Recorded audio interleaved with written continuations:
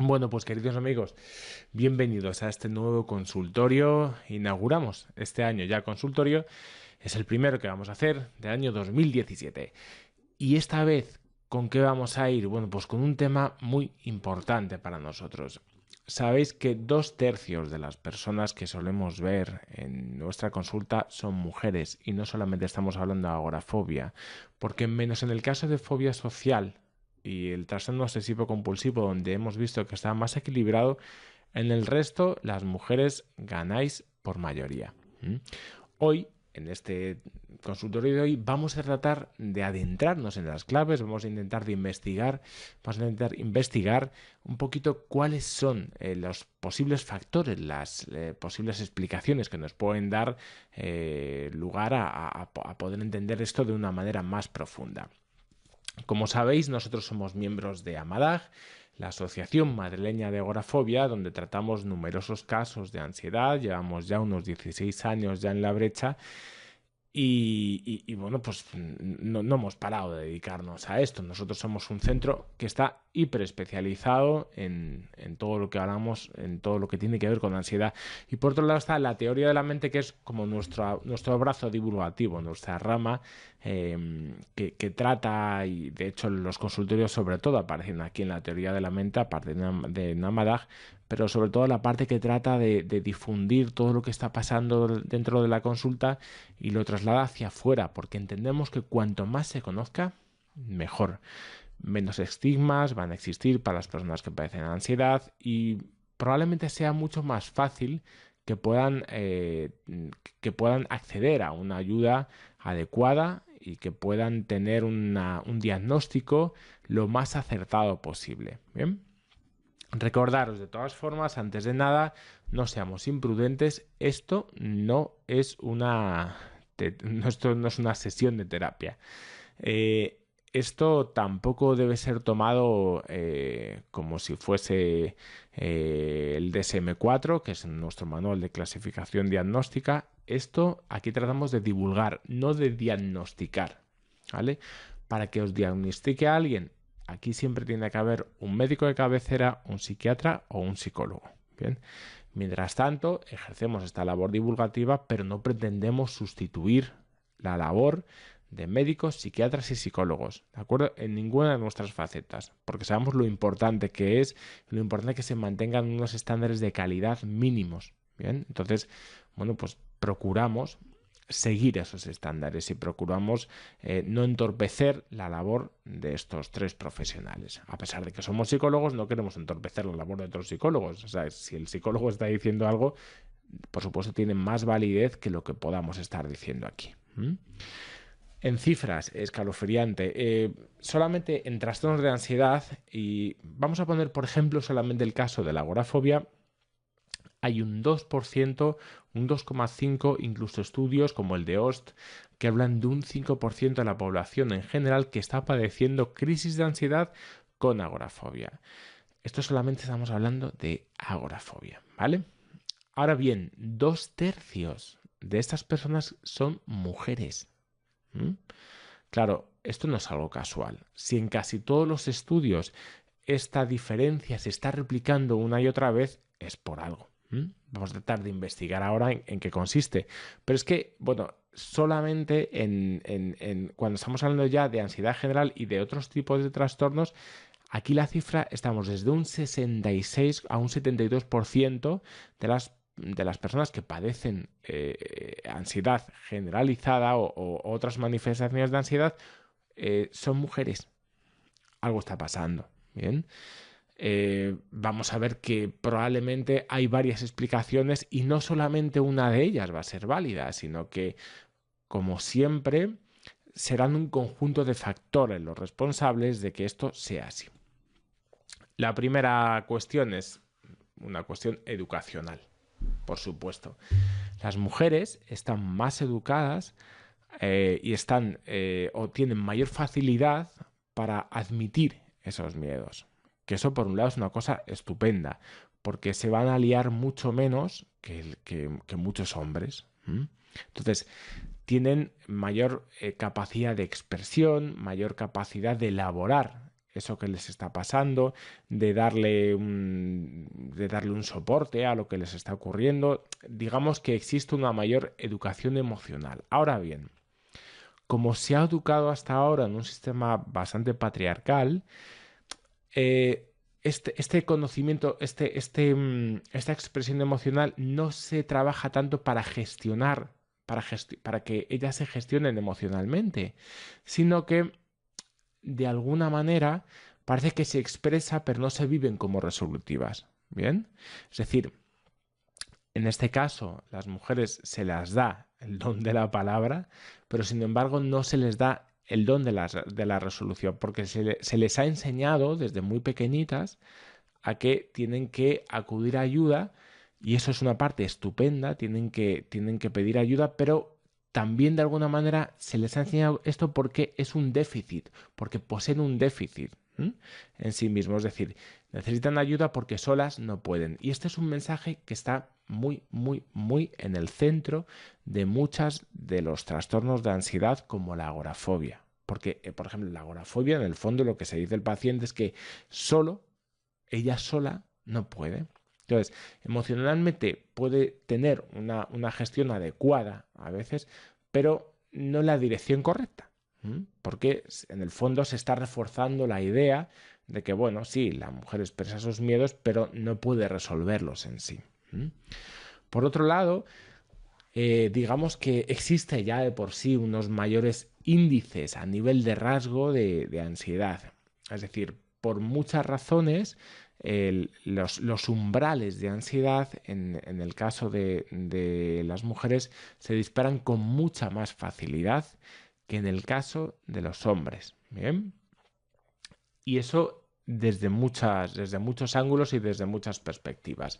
Para mí un tema clave es el estereotipo de los roles sexuales. Aquí tenemos una cantidad enorme de princesas que nos ha dotado Disney y bueno, yo soy padre y yo me di cuenta de que muchas de los estereotipos que se han dado en las princesas de Disney son los estereotipos que la sociedad también les ha dado a las mujeres. Y ahora, como me estoy tragando Disney sin parar, pues también me da tiempo un poco para analizarlo. Es cierto que últimamente están rompiendo moldes. Si vemos películas como Mulan, si vemos películas como Brave, si vemos películas como Pocahontas o como incluso ya que son más modernillas, es verdad, o como Frozen o como ya es cierto que el objetivo último de la mujer ya no es ser rescatada. Es decir, ese rol de princesa que está esperando que el caballero la rescate, ese ya no se da tanto como en Blancanieves, como en la Cenicienta, como donde al fin y al cabo lo que se está esperando es que la ayuda externa venga en forma de pareja, ¿vale? Entonces, sí que es cierto que aunque han empezado a romperse esa serie de moldes, el mensaje que estamos dando desde nuestra cultura implícito es muy parecido a lo que hablábamos en las dos diapositivas anteriores. Es decir, qué es lo primero que se le dice a una chica? ¿No? Pues que si es guapa, que si es graciosa y que si, bueno, que si sabe manejarse bien, que si es simpática, que si... Nunca, por ejemplo, ponemos énfasis en la fortaleza.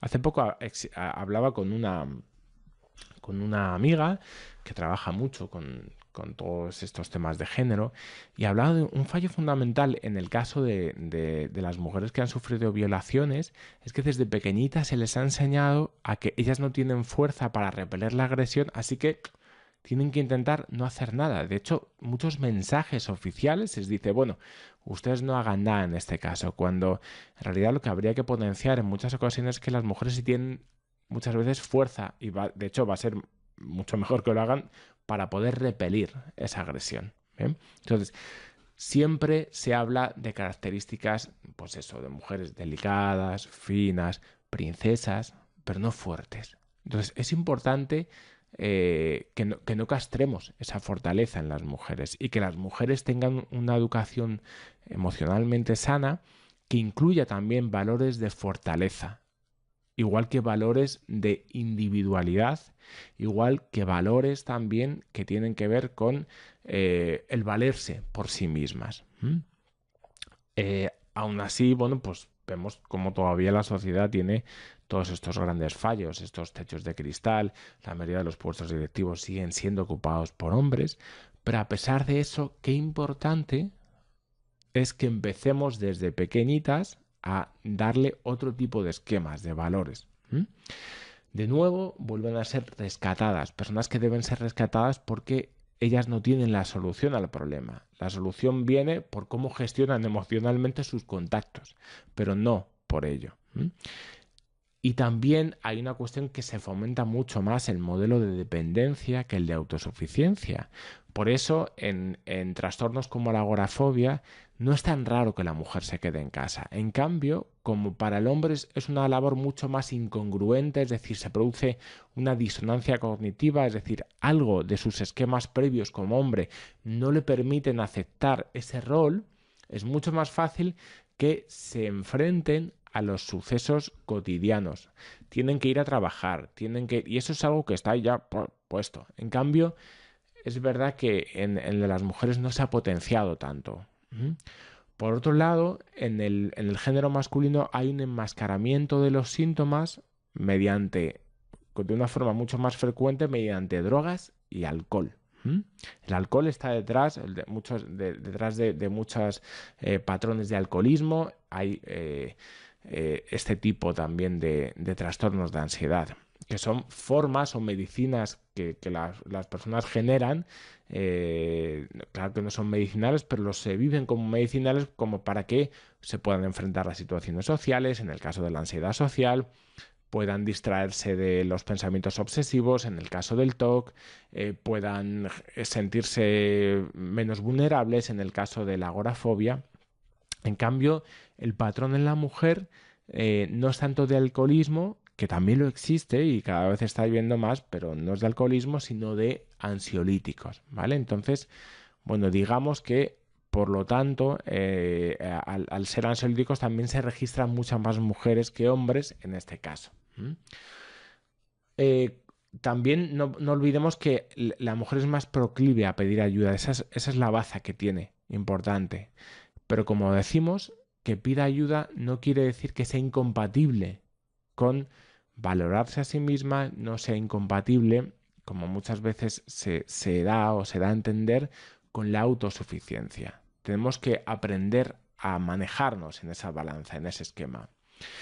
Otros factores importantes, los factores hormonales.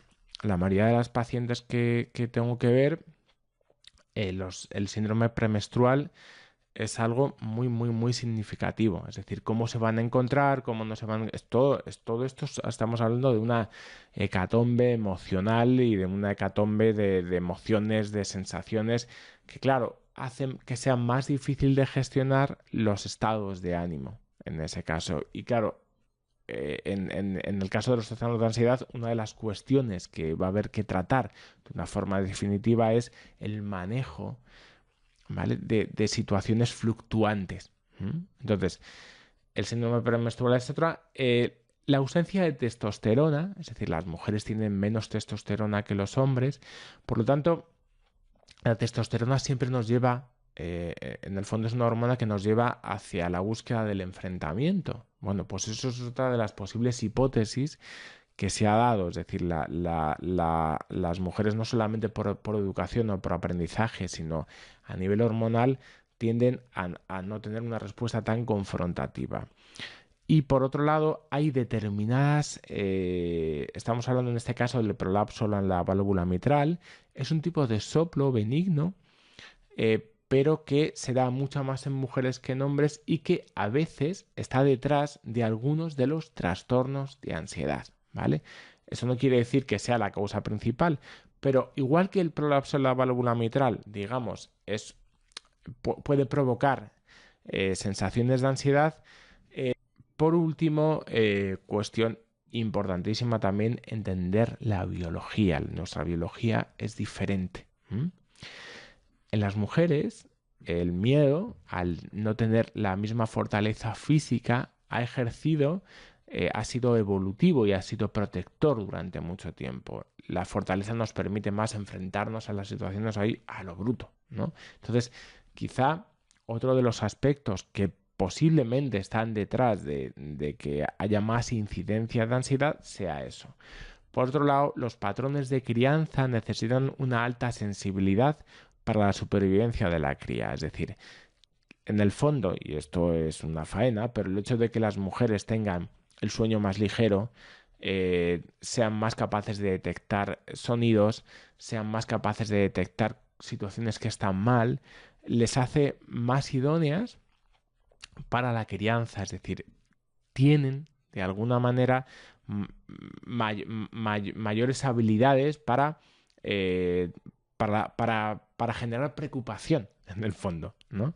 Es decir, la preocupación sí tiene un sentido. La preocupación hace que la especie sobreviva con mayor facilidad. Pero claro, tiene su contrapartida, igual que les hace unas personas con una serie de superpoderes, entre comillas, que es bueno, que son capaces de detectar más aquello que pueda estar mal o aquello que es disonante.